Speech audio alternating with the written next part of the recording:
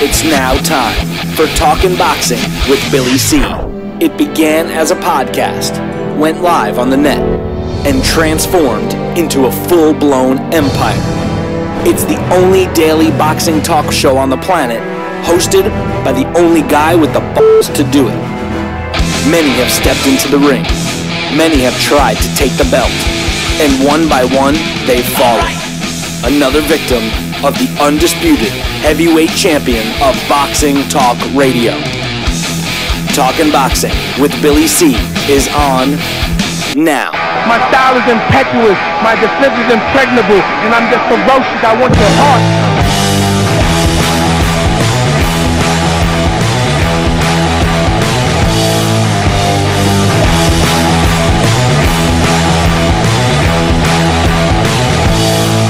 Coming to you live from the Billy C Studios in Lake George, New York. I'm Bill Calogero, and it's time for the Billy C Show. Good morning, good day, good evening, whenever you're listening, whenever you're watching. I hope you're doing okay. Today's show is being brought to us in part by Sal's Neighborhood Pizzeria and Italian Restaurant located on St. Simon's Island in Georgia. Check out the website, www.salsneighborhoodpizzeria.com. Or give my man a call, 912-268-2328, 912-268-2328. Find out why I go all the way to St. Simon's for an authentic Italian meal. Today's show is also being brought to us in part by the Holiday Inn and all of their properties. If you're traveling someplace and you need to spend the night, make sure you spend it at a Holiday Inn property. And I got another reason why you should stay at a Holiday Inn property. Just visit or you get our Billy C discount. Yeah. That's the reason. Save some money. Get the Billy C discount by calling our toll-free number, 844-603-0364, 844-603-0364, or just click the banner for the Holiday Inn up on BillyCBoxing.com, along with any of our other sponsors. Make sure you utilize that stuff up on BillyCBoxing.com. And finally, today's show is being brought to us in part by my book, Tom Molyneux, From Bondage to Baddest Man on the Planet, is available right now where all good books are sold. You can get a copy of this book right now where you're watching or listening to the show. Just visit BarnesandNoble.com or Amazon.com. If you're looking to get a signed copy, don't worry about it. Visit the website, BillyCBoxing.com, and click on the book. If you want more than one copy, email me. We'll hook you right up. Billy at Talkin' Boxing, TalkinBoxing.com. Before we get started, every day is someday. Yeah, that's like a Yogi Berra-ism. Every day is someday. Yeah, no. Every day is a something national day. And thanks to my man Coach, he's filled me in. Today is National Moonshine Day. When did moonshine get a day? It's time to everybody to drink some moonshine today. It's also a National Chocolate Ice Cream Day. Wait a minute. What about vanilla ice cream? There's something. Why is there a favoritism towards chocolate ice cream? Come on, man. Come on. How about pistachio? How about mint chocolate chip ice cream day? Come on, man. How about cherry vanilla ice cream day? Or death by chocolate ice cream day? I could keep going on. I'm an ice cream guy. I'm a fat bastard. Anyway, I also want to wish one of our listeners, Joel. Happy birthday, Joel. We've been wishing him a happy birthday for 2 friggin' weeks here. He told me last week, I thought it was his birthday last week, so I wished him a happy birthday on air. Then yesterday, he's going, it's a birthday. So I wished him a happy birthday yesterday. But today is the actual birthday of my man Joel, so happy birthday to Joel. Listen, I got some emails that we're going to read. Also, I got an update on Vasyl Lomachenko possibly fighting Gervonta Davis. Now, that's not a huge shock. I mean, we started talking about that fight as soon as Lomachenko's last fight was done. But there's a little twist in there, and I'll fill you in on that in a couple of minutes. However, we're going to kick off the show with some updates on the fight that we all want to see. We've been talking about the fight and the powers that be maybe, risking losing interest in this particular fight. But the fight I'm talking about, of course, is in the heavyweight division between Anthony Joshua and Deontay Wilder. Now, our UK correspondent, Johnston, sent me this just prior to the show. He says, hey, Billy C., make out what you will of these comments from Barry and Eddie Hearn, but I'm still convinced Joshua and Wilder will agree to fight after Povetkin and Brazil. As you have said, Billy C., time and time again, it's very risky to have a fight in between, and I'm 100% in agreement with you. Although I really hope that Sal is right, and it is agreed to fight each other in September. Just imagine Canelo and Triple G and AJ and Wilder all in the same month. Now, that would be one hell of a Super September for boxing. Before I give you the quotes, joining me right now is the guy we mentioned, Sal Rocky Senecola. How about that for September, huh? If it really man. Good morning, Billy C. Would that be a September to wake up to? I'll tell you what. Well, that's what I've been saying all along. We're going to wake up one day. It's going to be signed, sealed, delivered, the date set, and they're going to be putting all the plans together to make it all happen. And I'm still adamant about that, and I think that's what's going to happen. We're going to hear about it very soon. And yes, if Canelo and Triple G put a little icing on the cake with that as well, we'll have an early September with 15th, right? Would it be the 15th or 16th that the Mexican holiday? Well, that would be for the Canelo Triple G fight. We're not saying that this fight. All fights don't happen on that day, but the month, like Johnston mentioned, the month would be packed. But I'm still not convinced. Let's read some of the quotes, and then let's discuss what we can read between the lines, because some of it sounds like the same old BS. But anyway, now Barry Hearn is Eddie Hearn's dada. It's his Papa Hearn.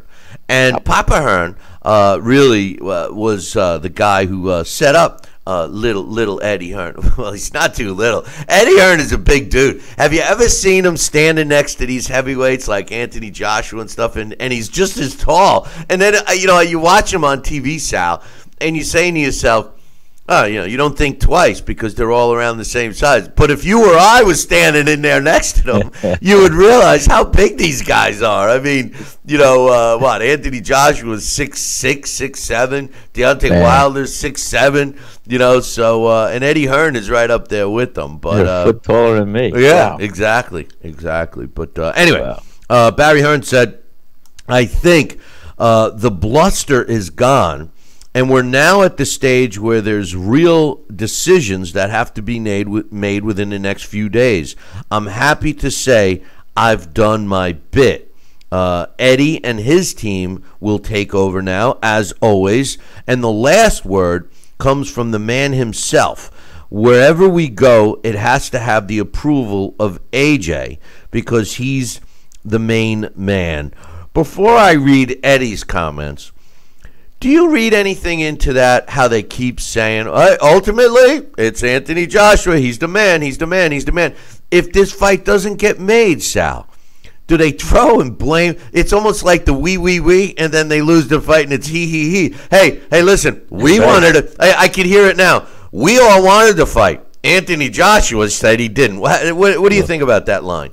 I think that line is very inclusive with the whole, and you know what? You got to keep it across the board, man. You want to be consistent. You want to say something.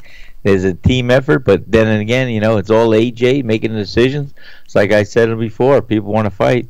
Two guys want to really get in a ring together. They'll make it happen.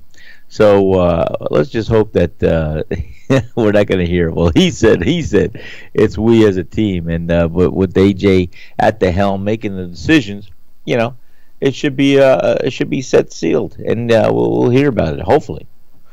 Well, I hope so, but I'm pretty. Well, let me read the rest of the quotes. Eddie. Yes. Now Eddie, those first couple of quotes were Barry Hearn. Now Eddie Hearn says, We want to do this fight in the UK. I don't think they're too keen to do the fight in the UK, but I think they're slowly realizing that without Anthony Joshua, the future isn't too bright and rosy for Deontay Wilder. He wants to fight, and we want to fight, but time is running out because we need to let the WBA know and Alexander Povetkin know that if we're fighting them in September. At the moment, it looks like we are. I think this fight with Wilder could get agreed upon within the next few weeks. I think it will get agreed on and probably signed. But it's just a case of whether that fight happens in October, November, or September, or if we do it next year in February or March. Either way, I do think it's going to get agreed to. It's just a time scale thing now. Wow. In terms of the possible dates, Eddie said the U.S. TV networks are going to get pay-per-view for the fight in the U.S. From the U.K. The timing of the show, that we have to deal with because of the time difference. The date and how that sits with other fights like Canelo Triple G, who else is fighting around that time. The venues for us, we would like to do that probably in London at Wembley Stadium outdoors, but everybody is at least talking, and genuinely when everyone wants to fight and the communication is good, you get there in the end. It's just a case whether you get there or whether we jump to fight our mandatory in Povetkin and then Wilder next. He goes on to say with the updates, with the venues and the possible dates, he says, all I could say is that I think this fight will get signed, but whether we fight Povetkin first will yet to be seen. He says, at the current moment, we are fighting Povetkin. We want to fight in September, wow, but September doesn't work with Wilder because of the Showtime agreement. If we fight Wilder, it could be in October, maybe even November, but if we fight Povetkin, that fight will be in September. Wembley Stadium is a venue being considered, and so is the Olympic Stadium and Twickenham, the rugby stadium. Those dates could be in September, specifically the 15th or the 22nd. But he said the 8th is also available at the Manchester United field.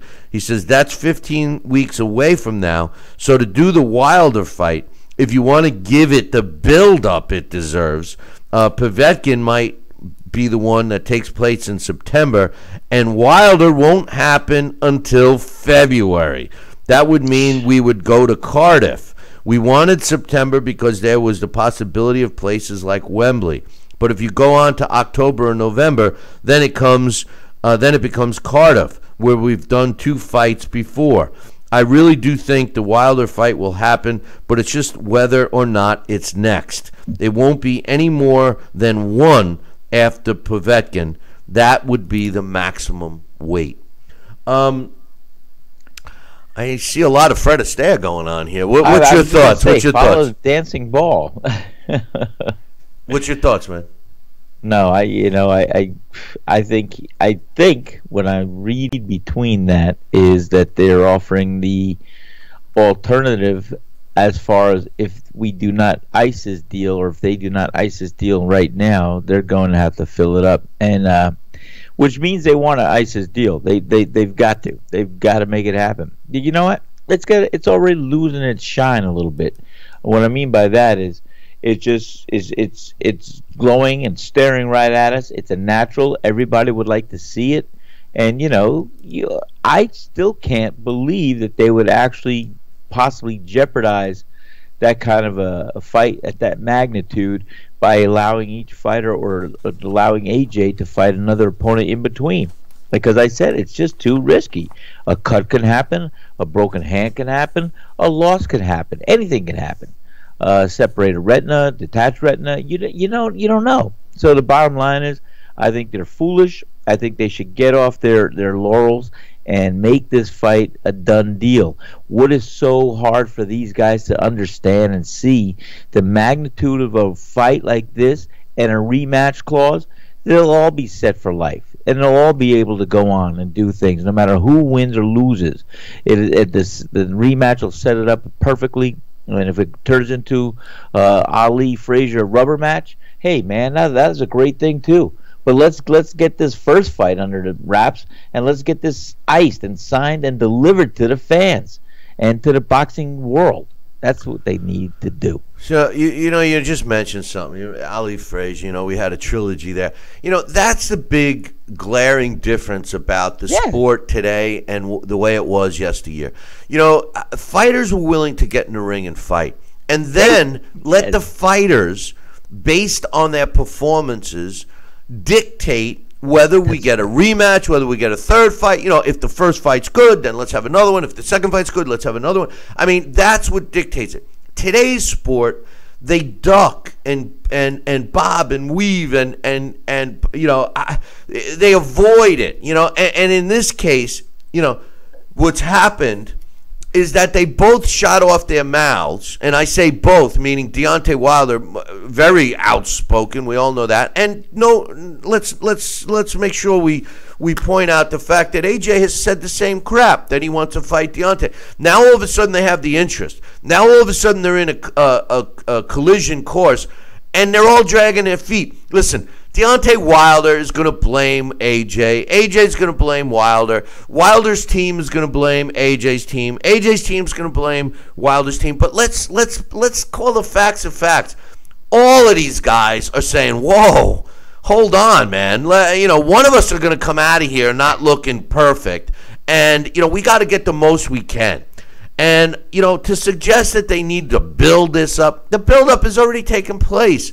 They could conceivably sign this fight and fight next month and do just as well with the pay-per-view buys and the interest, et cetera, et cetera. So I don't buy that at all. That's not even close. Now, as far as the fight, I said all along that the fight was going to take place next year. I want to be wrong. I want this to take place in September. There is no reason that both of these fighters should risk a fight like you just said, Sal, but it goes deeper than that. Let me ask you this.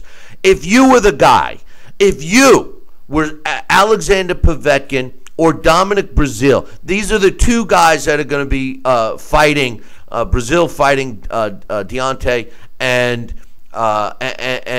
Alexander Povetkin fighting AJ. If you were either one of those two guys, and you're listening to this like we listen to it every day, and in a sense, Sal, both of these guys, Deontay Wilder and Anthony Joshua, are looking past their opponents about the showdown with them. They're saying, hey, listen, we might have to fight somebody in front, but then after that, we guarantee we're going to fight each other.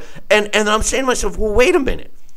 Both of these guys we're not talking about an opponent like Tyson Fury is going to face this weekend. We're talking about, in Alexander Povetkin, a legitimate top heavyweight who's way shorter than Anthony Joshua. And if there's one chink in the armor of Anthony Joshua, it's that he can't fight shorter guys. And when you look at Dominic Breazeale, people say, yeah, he's slow. But let me tell you, he's big, he's strong, he can take a shot, the guy can take a punch.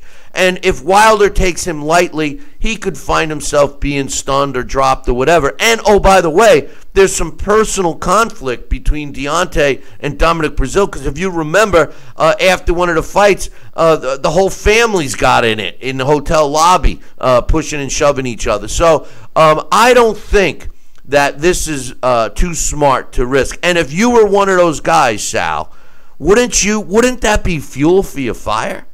Oh, of course it is. I mean, to fight for a championship or to fight somebody in that magnitude would be fuel for my fire enough. But to absolutely to hear that this guy thinks I'm going to be fodder and he's going to get past me that easily, forget about it. I like to derail that chain, and I'll do whatever I have to do, to make myself a force in that ring with those people, and I'll do everything I can to win.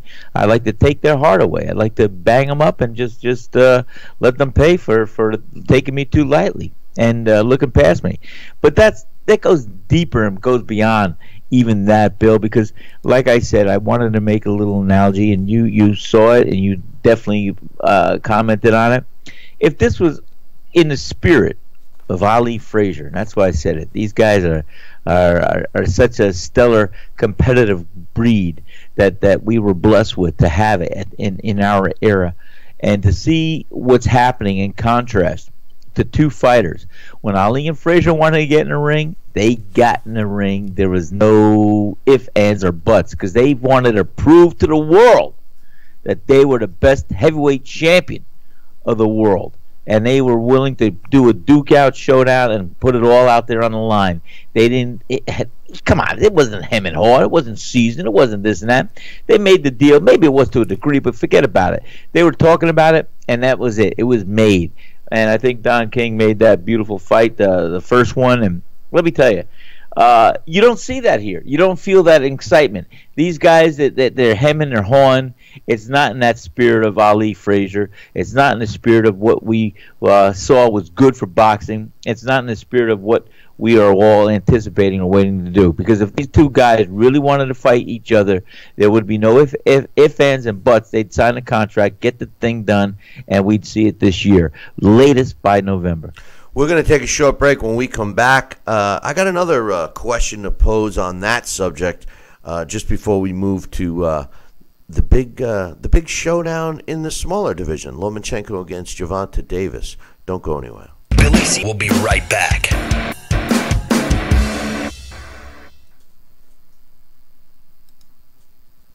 Broken air conditioning, $4,400. Failing refrigerator, $2,500. Don't let outrageous repair and replacement bills like these bust your budget. Get the First American Home Warranty Plan. And when a covered appliance or system breaks, we'll repair it or replace it for you. We had a high-end dishwasher go kaput.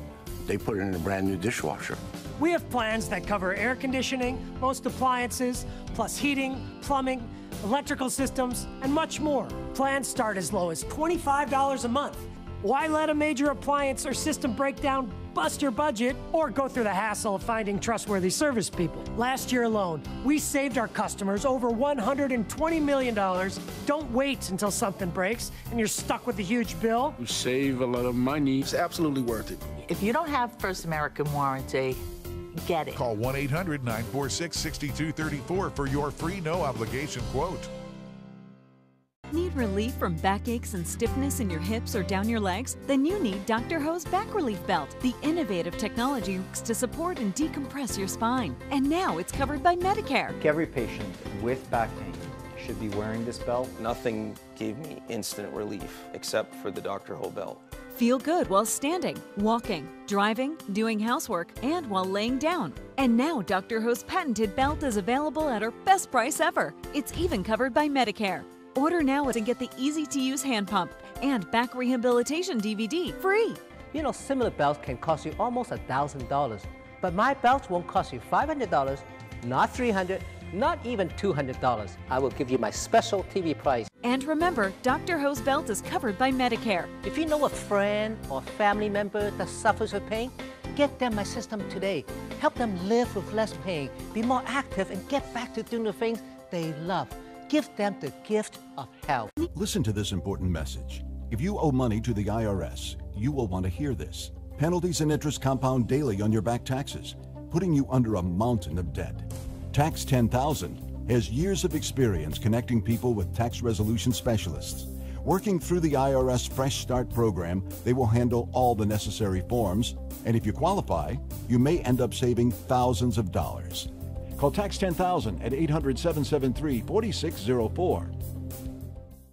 Are you currently on Medicare? In other words, do you carry the red, white, and blue Medicare card? If so, are you suffering from chronic back pain? If you answered yes, you may be eligible for a pain-relieving back brace covered by Medicare at little to no cost, shipped directly to your home for free. These medical-grade back braces are ideal for lower back pain, arthritis, spinal disorders, and other chronic back problems. Will you qualify for a medical-grade back brace? Call Back Brace America at 1-800-290-8300.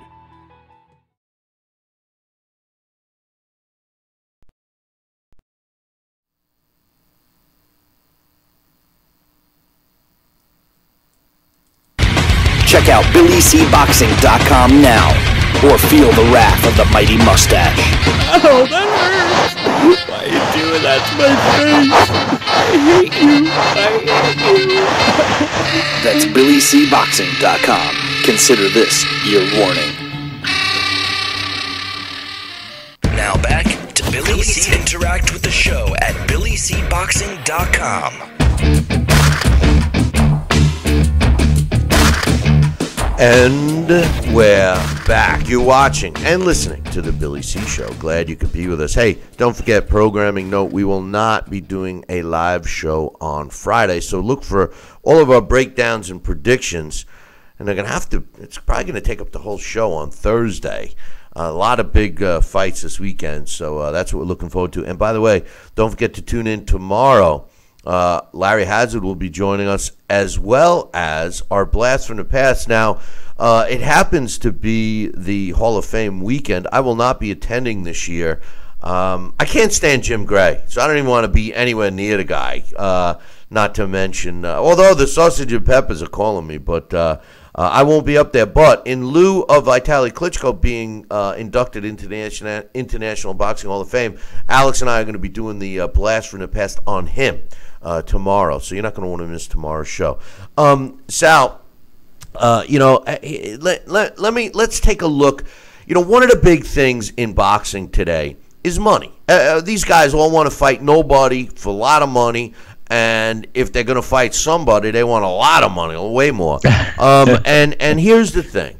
When you look at it from a business perspective, you can say to yourself, well, Anthony Joshua does have a lot more options than Deontay Wilder. And the reason is he could make easily $20 million fighting Povetkin. And most likely he'll make more, because Povetkin's going to win the purse bid if it goes to purse bid. His Russian promoter is going to throw boatloads of cash to get that fight in Russia.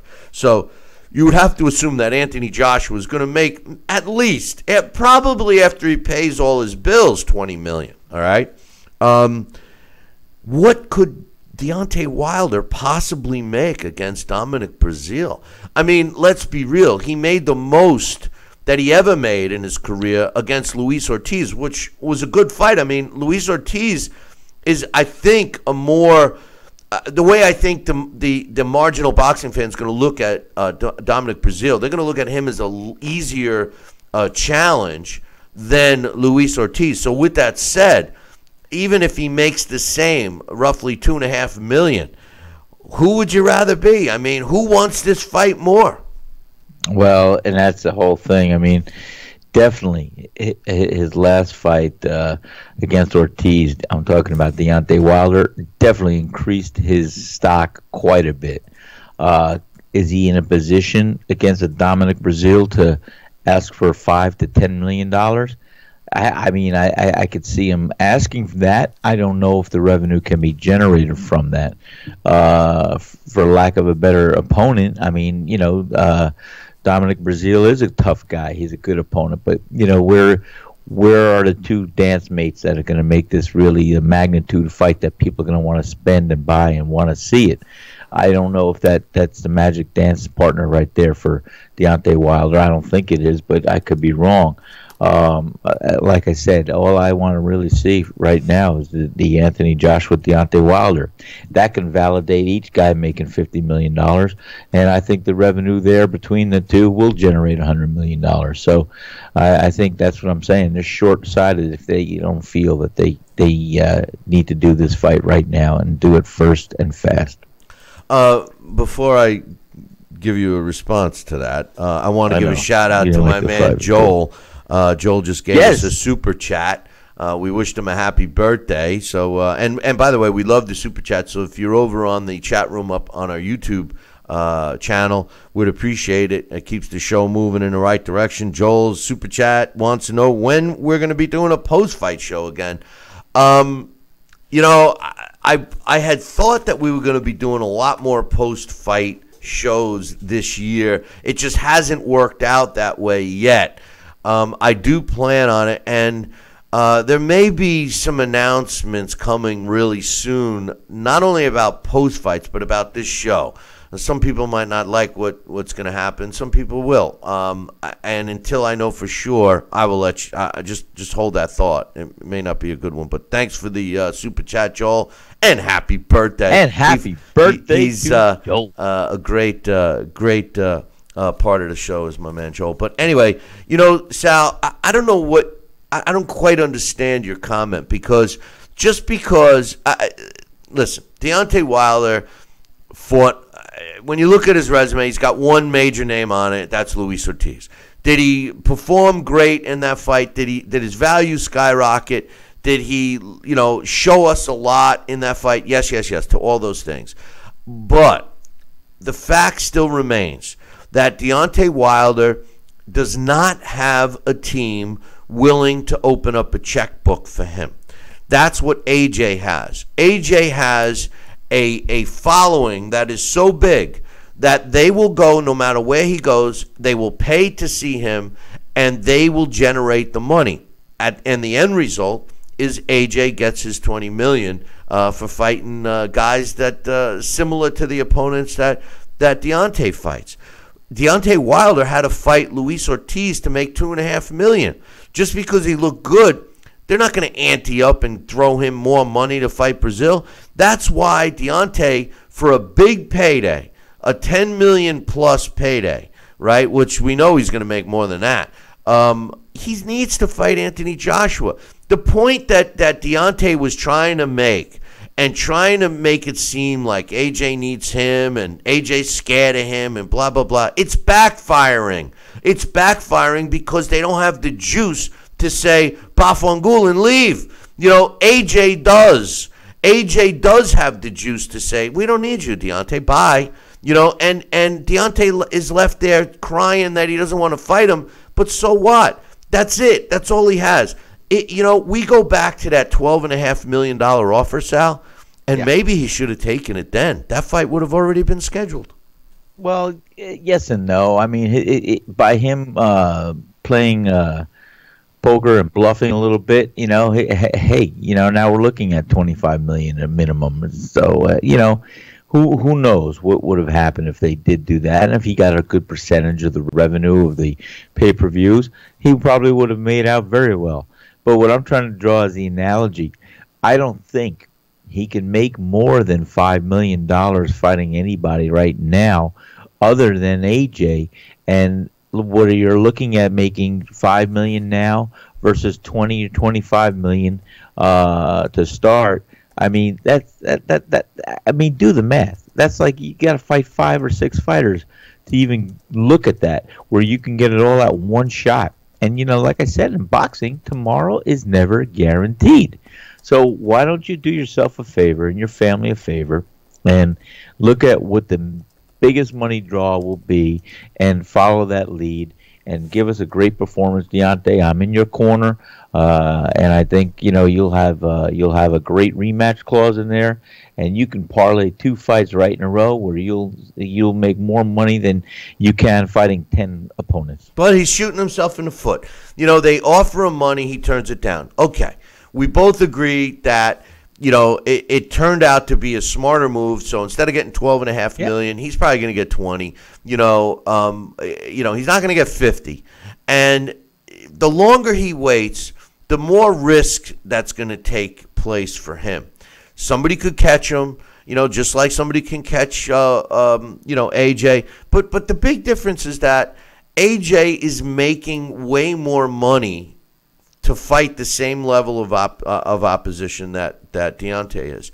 Deontay's not going to all of a sudden get $5 million. They're not going to pay Deontay. So in other words, because he looked good and he proved all of that, the people that are writing his paychecks, his purses, which ultimately falls on the shoulders of the television networks, they're all of a sudden gonna shell out more money for this guy when they know they can get him for less? Absolutely not. It's a business decision. If you're buying your material to make pizza dough and you're getting the better dough, but you know that they're going to take X amount of money for it, you're not going to pay twice as much. You're not. You're a smart businessman, and so are the networks. And speaking of Showtime, they're kicking butt right now. Nobody's coming close to Showtime when it comes to the sport of boxing. I don't know what HBO was thinking, but they may be walking away from it because they're way behind. And I'll get to that a little bit later. But the truth of the matter is that this fight, the fight between the potential fight between Anthony Joshua and Deontay Wilder, they are risking fans losing interest. A lot of fans that I talk to are pissed. They're pissed that it's dragging on. They're pissed that the fight didn't happen. We can point fingers. AJ can point them to Deontay. Deontay can point them to AJ. It doesn't matter. It doesn't matter because at the end of the day, just like you said at the beginning of the show, you know, when the two fighters want to fight, the fight should happen. It's clear that both of these guys want to fight. But now because of the sanctioning bodies and because of the mandatories and because of this and because of that and because of television availability and because of venue availability and all the complexities of putting a fight of this magnitude together are starting to drive the bus, who gets screwed? The fans get screwed. Hold that thought. No. I'm gonna get screwed in a minute if I don't take a break. Okay. Don't go anywhere. We'll finish that thought in 2. Billy C will be right back. Need relief from backaches and stiffness in your hips or down your legs? Then you need Dr. Ho's Back Relief Belt. The innovative technology works to support and decompress your spine. And now it's covered by Medicare. Every patient with back pain should be wearing this belt. Nothing gave me instant relief except for the Dr. Ho belt. Feel good while standing, walking, driving, doing housework, and while laying down. And now Dr. Ho's patented belt is available at our best price ever. It's even covered by Medicare. Order now and get the easy-to-use hand pump and back rehabilitation DVD free. You know, similar belts can cost you almost $1,000, but my belts won't cost you $500, not $300, not even $200. I will give you my special TV price. And remember, Dr. Ho's belt is covered by Medicare. If you know a friend or family member that suffers with pain, get them my system today. Help them live with less pain, be more active, and get back to doing the things they love. Give them the gift of health. This is important news for women using birth control medications and devices. If you or a loved one have been diagnosed with a pseudotumor after using one of these birth control drugs or devices, you may be eligible for a cash award and medical expenses. Contact the law firm of Davis & Crump right now if you or a loved one have used one of these birth control medications or devices and were diagnosed with a pseudotumor to see if you are eligible for a cash award and medical expenses. Call now. Operators are standing by. Hologram USA presents a proposal to all investors. Hologram USA is an innovative three-dimensional patented technology that shifted the paradigm in media technology. Our patented hologram technology that brought you Tupac and Coachella, Whitney Houston, Billie Holiday, and many more is integrating live performances to bring your favorite past and present entertainers beyond your imagination. Invest in the patented technology before the banks scoop up all the stock. Invest in Hologram USA today. Hologram USA Flagship Theater, located on Hollywood Boulevard's Walk of Fame, is the first of many to come. Call now to be part of the explosive growth. Pick up the phone. Dial the number on your screen now. Invest in Hologram USA today. Call the number on your screen right now to learn about this investment opportunity. Call 800-624-1673. 800-624-1673. Are you currently on Medicare? In other words, do you carry the red, white, and blue Medicare card? If so, are you suffering from chronic back pain? If you answered yes, you may be eligible for a pain-relieving back brace covered by Medicare at little to no cost, shipped directly to your home for free. These medical-grade back braces are ideal for lower back pain, arthritis, spinal disorders, and other chronic back problems. Will you qualify for a medical-grade back brace? Call Back Brace America at 1-800-290-8300.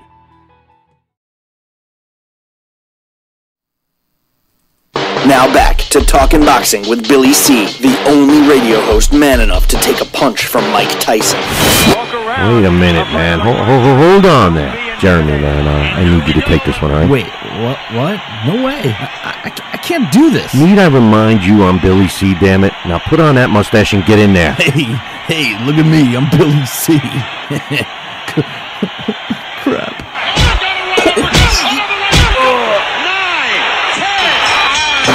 The undisputed heavyweight champion of Boxing Talk Radio. It's Talking Boxing with Billy C. Now back to Billy C. Interact with the show at BillyCBoxing.com.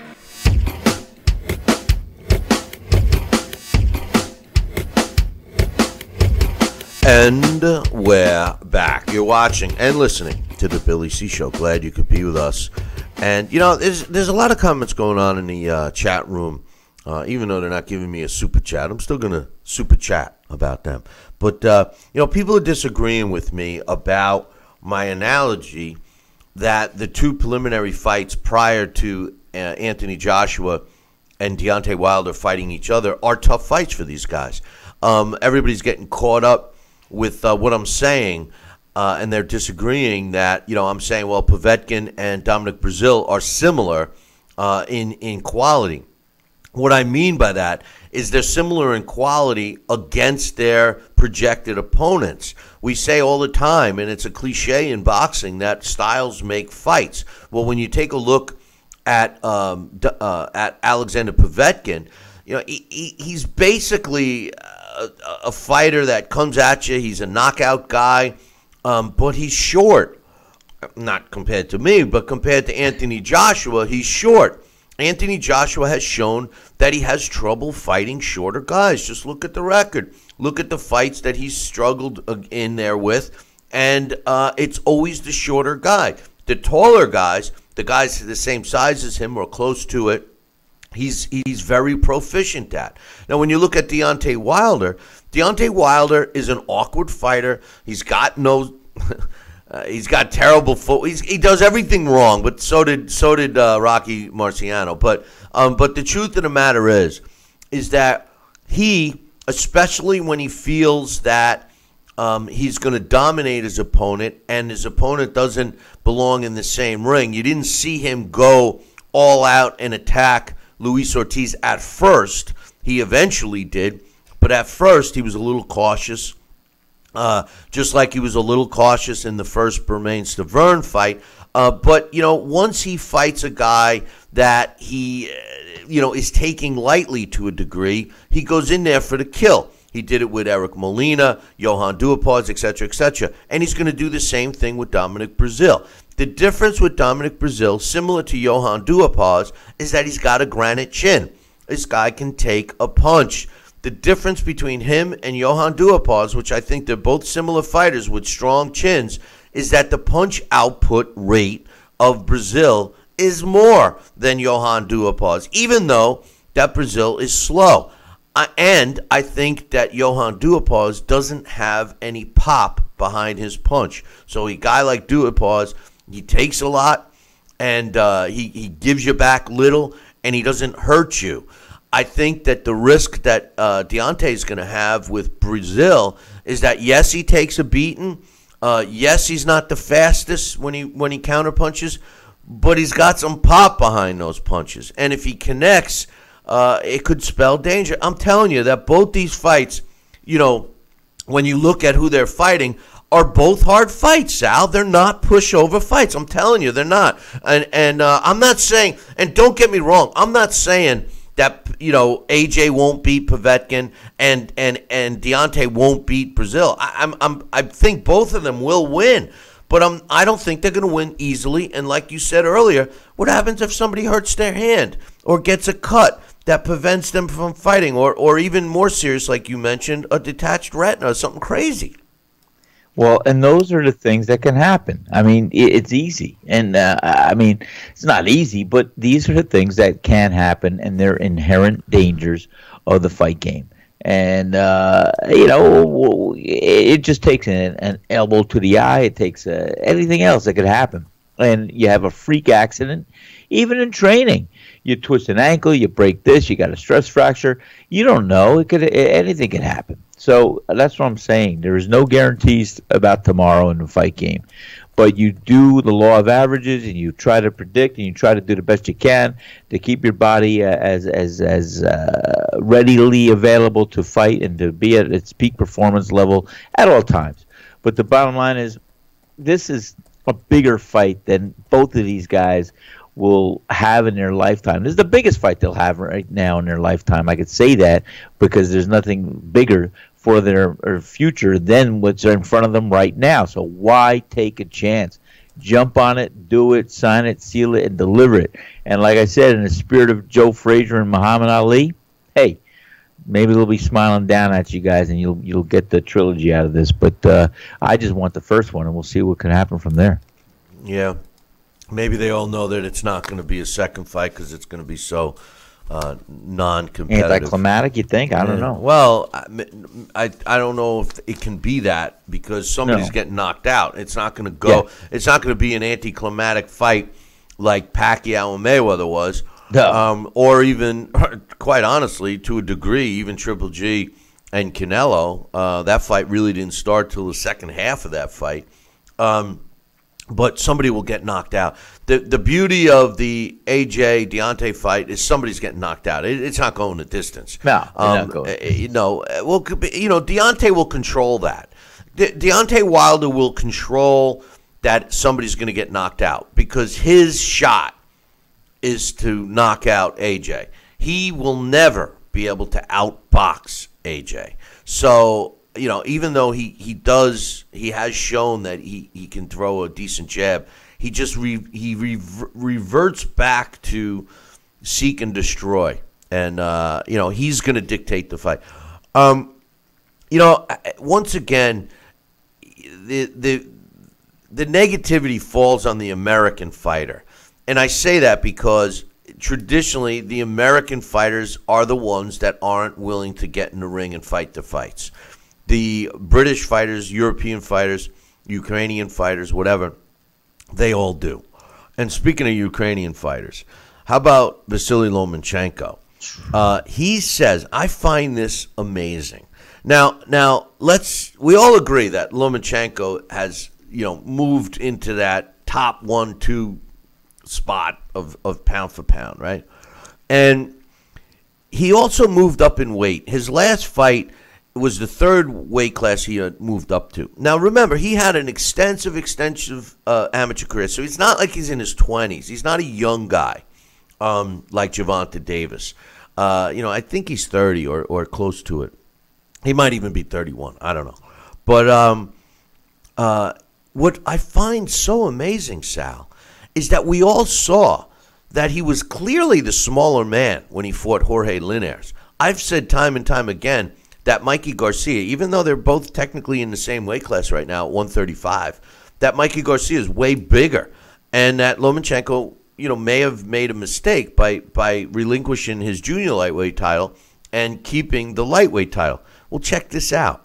He says he wants to fight Gervonta Davis, but only if Davis moves up to lightweight. So, in other words, he wants Davis to move up to a division that really he's too small for. What's your thoughts?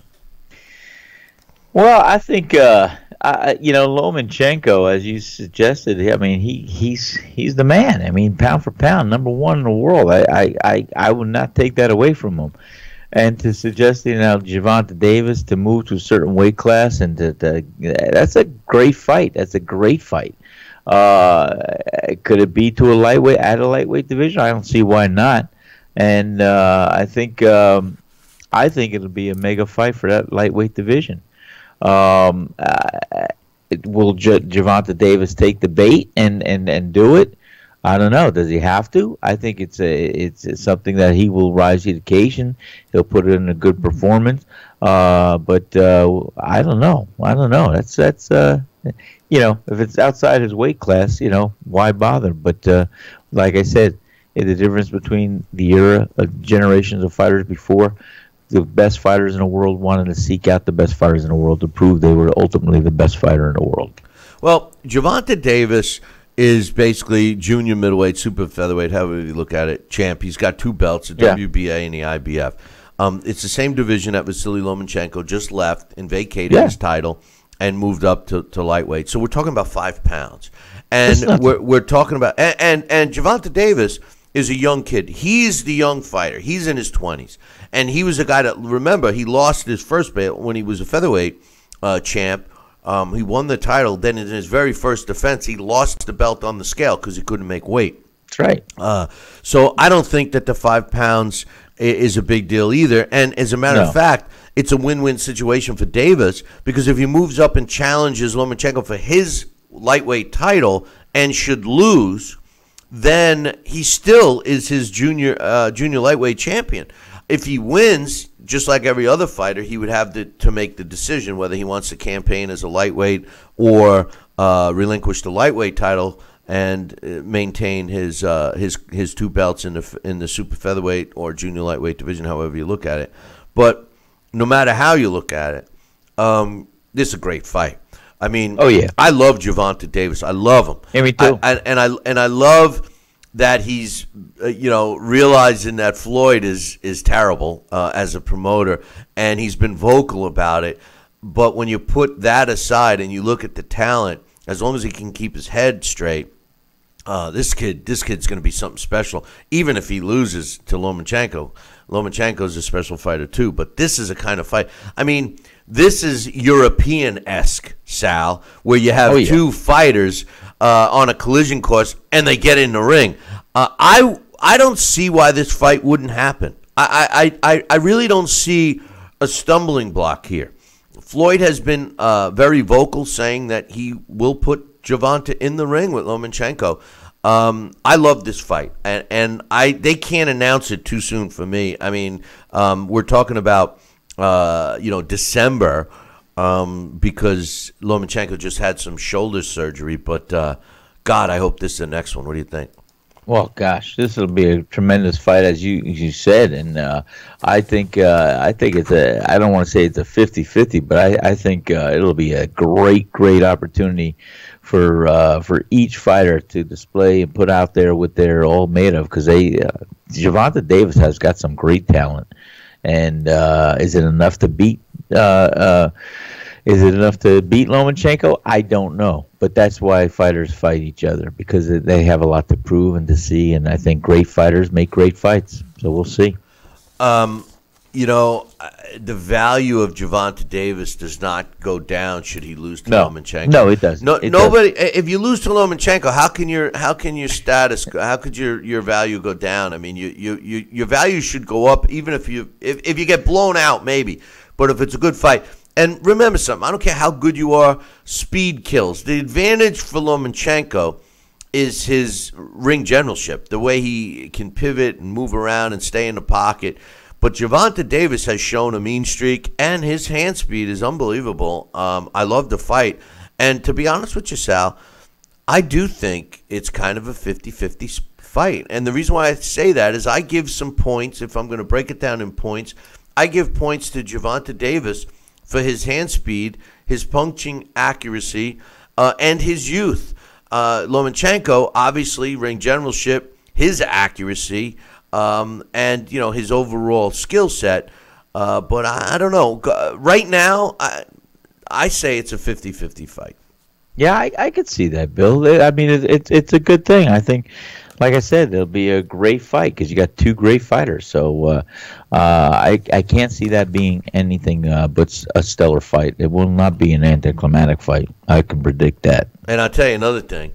I already love Gervonta Davis, but if he takes the fight and challenges himself, you can't ask any more of a young fighter to do that. I mean, I brag about how the European fighters are always willing to get in the ring, domestically or wherever, whereas the U.S. fighters have a tendency not to do it. But I got some emails to read. One thing I want to say, it has nothing to do with boxing.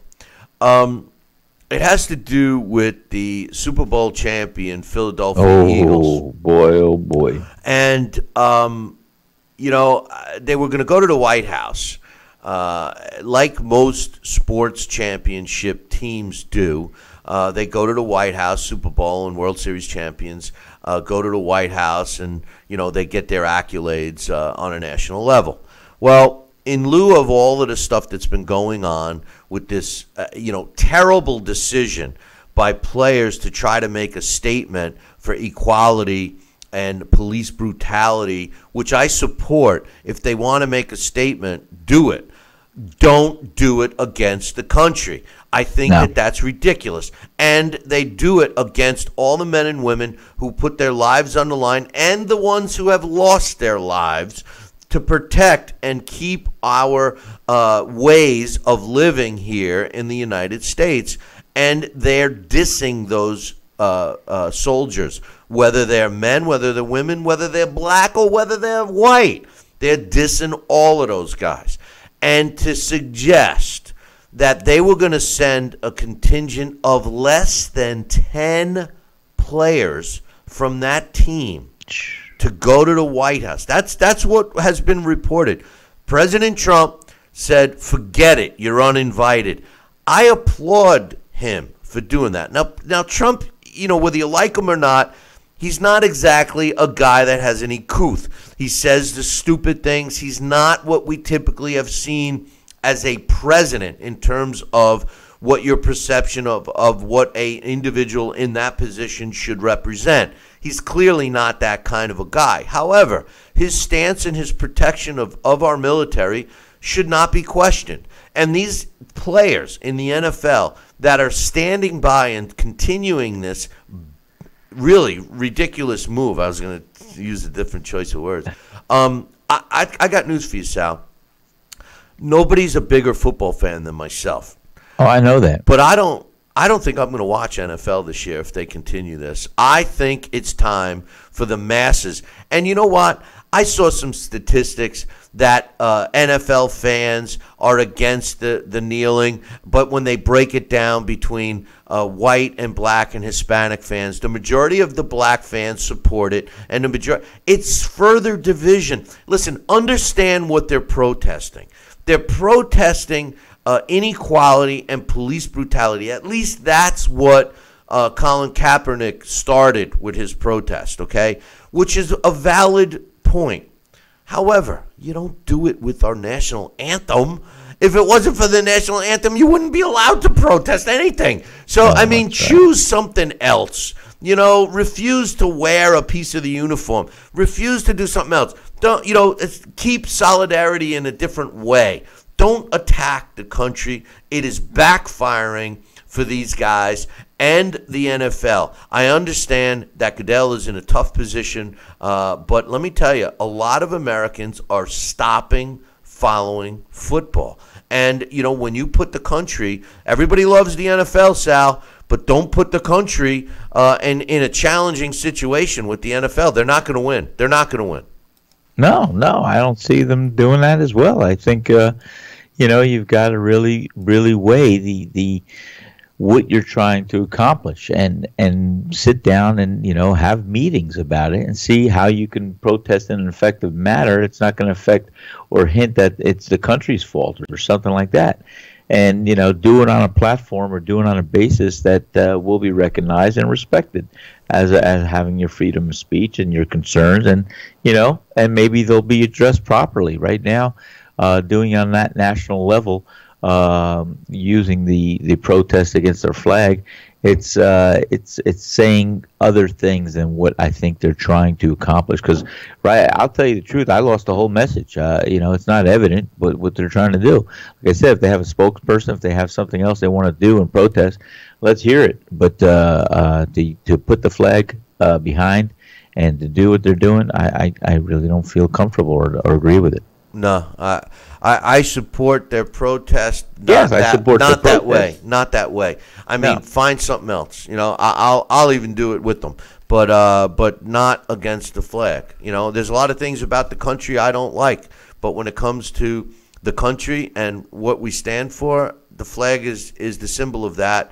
And so is our national anthem. Every other country is proud of their national anthem, and so are we. Yes. Don't attack it. Don't our own people. That's why this country is at an unrest that has not been equaled since the Civil War. So, hey, listen, we got a super chat. I want to give a shout out to my main man from the UK who helps us keep up to date with all the news going on there. Johnston, thank you for the super chat. And he says, I can't recall 4 better fighters in the same weight division as we currently have at bantamweight.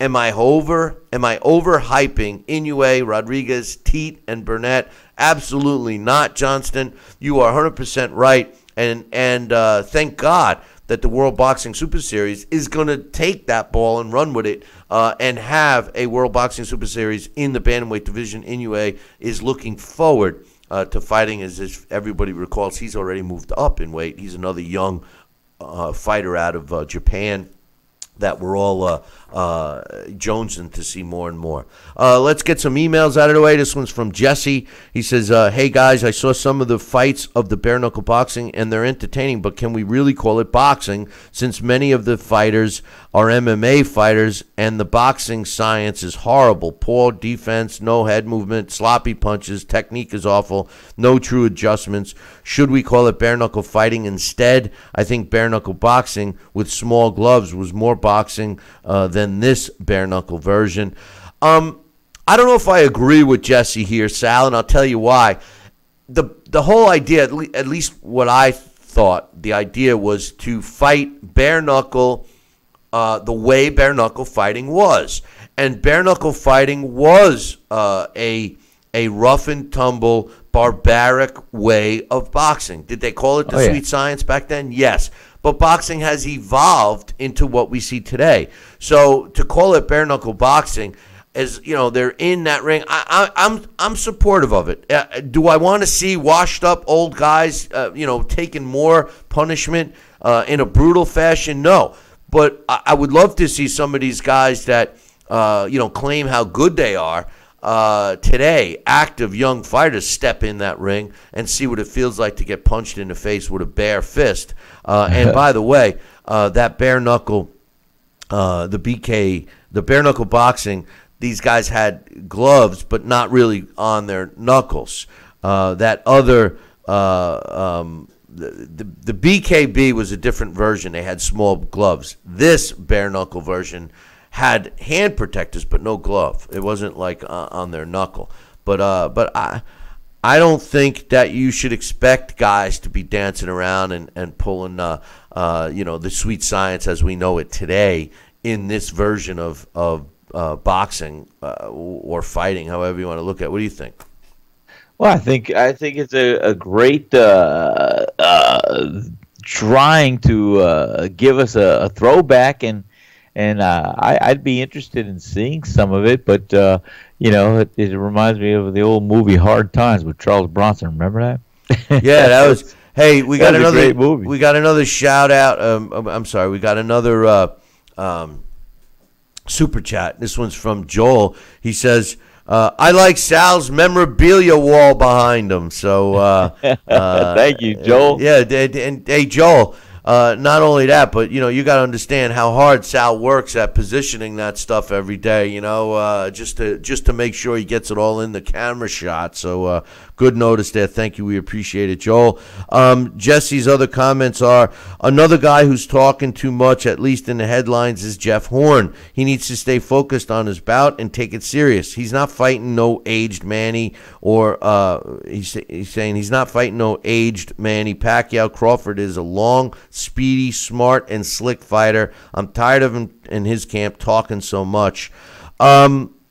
Listen, Jeff Hearn, Terence Crawford, in my opinion, is the number 2 pound-for-pound guy in the world today.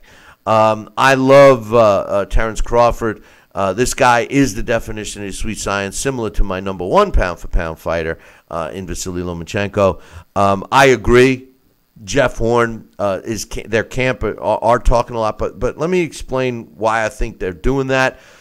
Who the hell is Jeff Hearn? Nobody knows who Jeff Hearn is, at least in this country. Jeff Hearn, the only people that know Jeff Hearn is they may remember that he beat Manny Pacquiao. Even some people don't even remember that. You remember Pacquiao. You know that he's fighting again soon. You know that he's a politician in the Philippines. But do you remember that he even lost to Jeff Hearn? Jeff Hearn is just trying to make some waves. And should Jeff Hearn upset Terence Crawford, well, then everything's going to change.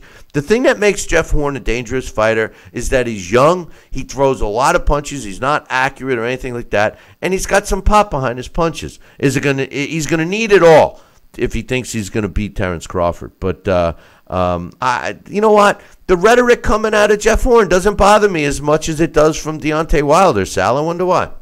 Oh wow, that is a little bit strange, but we'll see. No, but I mean, do you see what I'm talking about? Like why? Like Jeff Hearn isn't saying he's the best out there. He's the best ever. He's not saying that. He's just saying he's going to shock the world. And Deontay Wilder is trying to tell everyone he's the best heavyweight in the world. Well, we're going to see if he can back that up, and that's what we're trying to find out. If these guys get in a ring together, and like I said, I am a Deontay Wilder fan.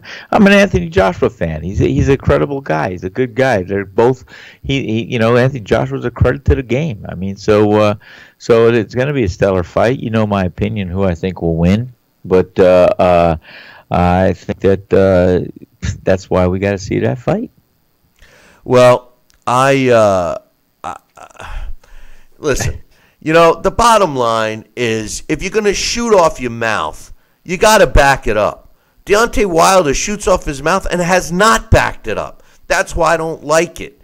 I don't like fighters that talk smack and don't back it up. Deontay Wilder says he's the best, doesn't have the resume to back it up. He's not pushing hard enough for the fight. As a matter of fact, haven't heard nothing out of his mouth. He's waiting for Povetkin fight to get signed. Then he's going to tell everybody how Anthony Joshua's scared of him. I see. It's already the verbiage is already written. I got to take a break. We'll finish up these emails in a second. Don't go anywhere. Billy C will be right back. Part of the Billy C Boxing Network. Snacking has never been this exciting. At Graze.com, we combine wholesome ingredients with the flavors we all love to create over 100 exciting snacks, like these. We'd love to send you a Graze sampler box for free. Just go to Graze.com, enter the code ENJOY36, and we'll mail your free box to your home or office. Join thousands of Grazers already in love with our exciting snacks. So come to Graze.com for your first box free. Need relief from backaches and stiffness in your hips or down your legs? Then you need Dr. Ho's Back Relief Belt, the innovative technology to support and decompress your spine. And now it's covered by Medicare. Every patient with back pain should be wearing this belt. Nothing gave me instant relief except for the Dr. Ho belt. Feel good while standing, walking, driving, doing housework, and while laying down. And now Dr. Ho's patented belt is available at our best price ever. It's even covered by Medicare. Order now and get the easy-to-use hand pump and back rehabilitation DVD free. Similar belts can cost you almost $1,000, but my belts won't cost you $500, not $300, not even $200. I will give you my special TV price. And remember, Dr. Ho's belt is covered by Medicare. If you know a friend or family member that suffers with pain, get them my system today. Help them live with less pain, be more active, and get back to doing the things they love. Give them the gift of health. Listen to this important message. If you owe money to the IRS, you will want to hear this. Penalties and interest compound daily on your back taxes, putting you under a mountain of debt. Tax 10,000 has years of experience connecting people with tax resolution specialists. Working through the IRS Fresh Start program, they will handle all the necessary forms, and if you qualify, you may end up saving thousands of dollars. Call Tax 10,000 at 800-773-4604. Endless pools are an incredible alternative to traditional pools, making it easy and inexpensive to swim at home. Exercise year-round against a smooth current set to your desired pace and temperature. With our new underwater treadmill, you can walk or run without stressing your joints. Endless pools are simple to install and even simpler to maintain. The water stays crystal clear with almost no chlorine. Call for your free idea kit and experience the freedom of swimming at home.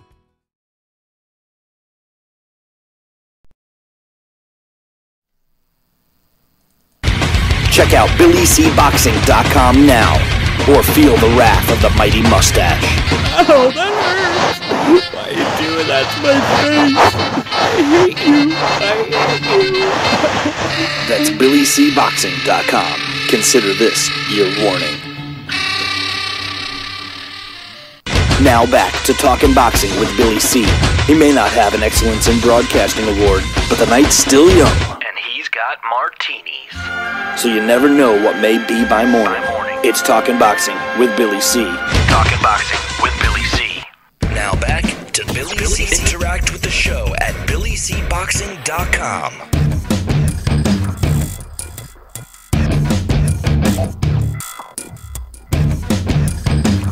And we're back. You're watching and listening to the Billy C Show. Glad you could be with us.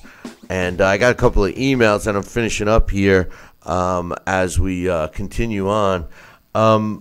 The last part of Jesse's email says Tyson Fury is a joke and all his talk is just for show. He talks all this trash and his next bout is against the fighter nobody knows. His talk is a way to market himself and get his name out there more. Yeah, I understand that. And, I find him funny. He is a comical guy.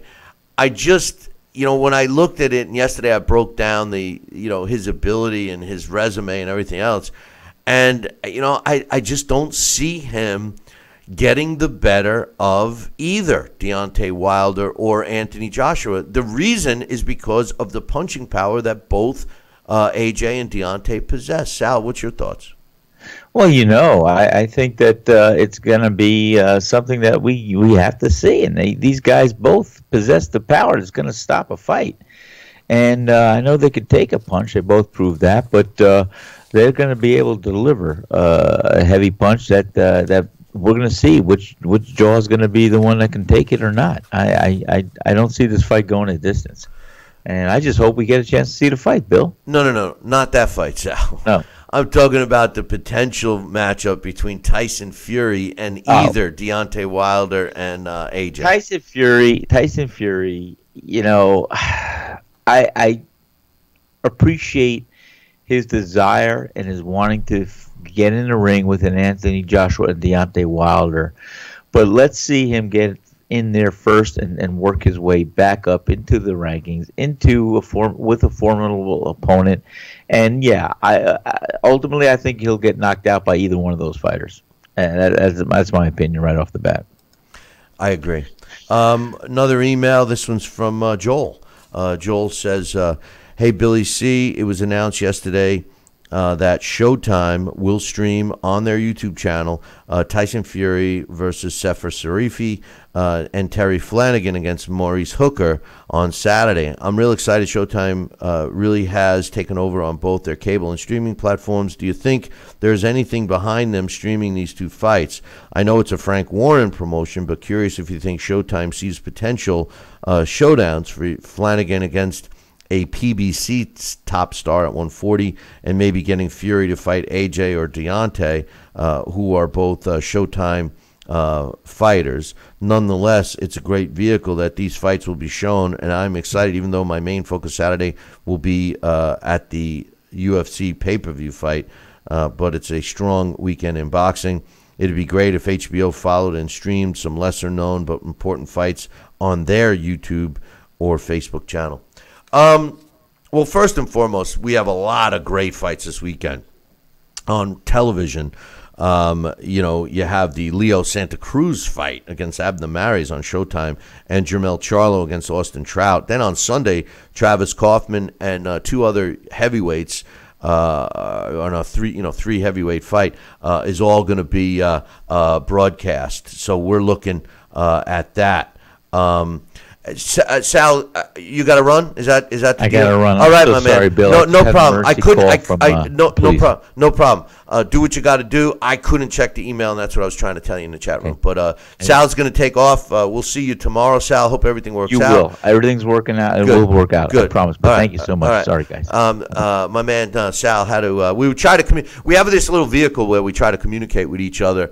Although some of my access is during the show is not available, and he was trying to get me to check an email, which I can't do. But in any event, Jermell Charlo and Austin Trout, and then the 3 heavyweight fights on Sunday on Fox.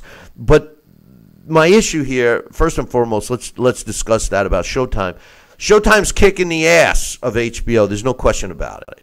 Not only is Showtime showing regular fights, or should I say showing big fights on a regular basis, they are also experimenting and running things on the other platforms, just like Joel mentioned in his email, YouTube and Facebook. HBO has dropped the ball.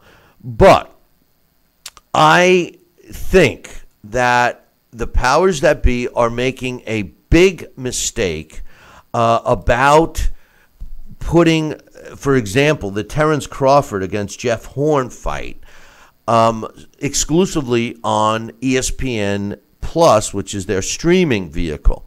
And in order to get it, you have to subscribe and pay to $4.99 a month, which isn't the issue. The issue, at least for me, it's not the money, all right? The issue about how I watch it.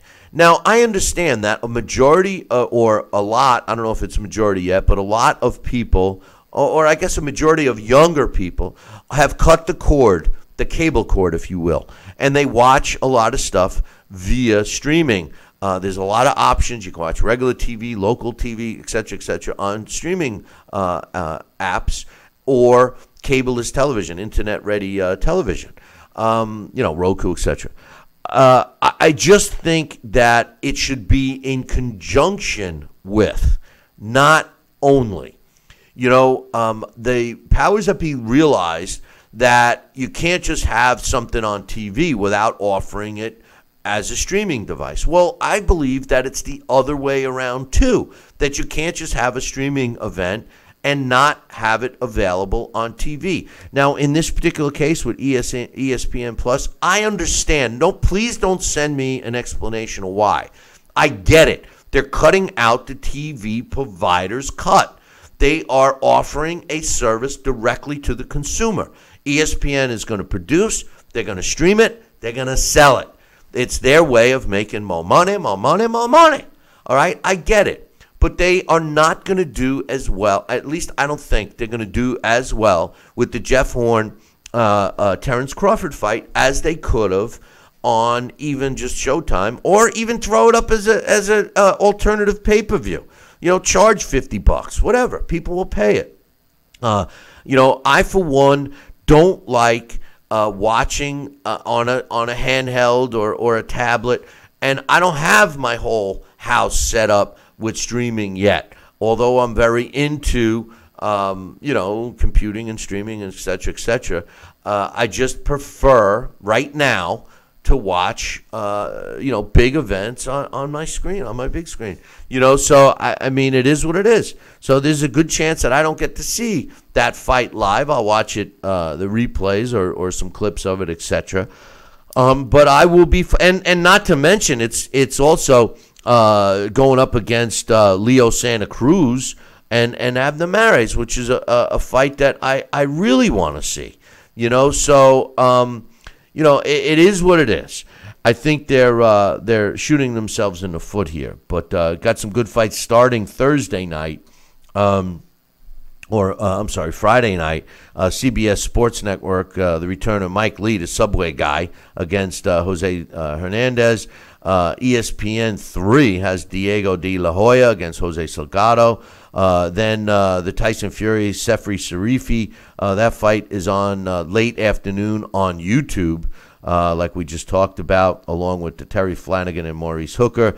Then the ESPN Plus, again, these are all streaming fights. Jeff Hearn against Terence Crawford, but at the same time, you got Showtime airing Leo Santa Cruz against Abner Mares and Jermell Charlo against Austin Trout.